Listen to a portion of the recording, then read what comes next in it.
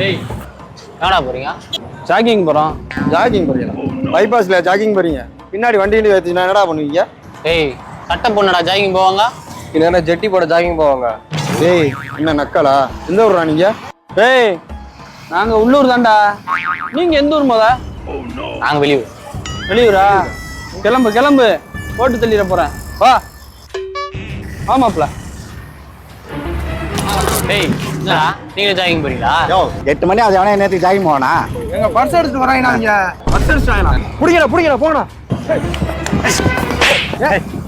பசங்களா? ஏய் கையடியா, உனக்கு என்ன பர்ஸ் தானே வேணுமா? ஏறா சட்டையை பிடிக்க.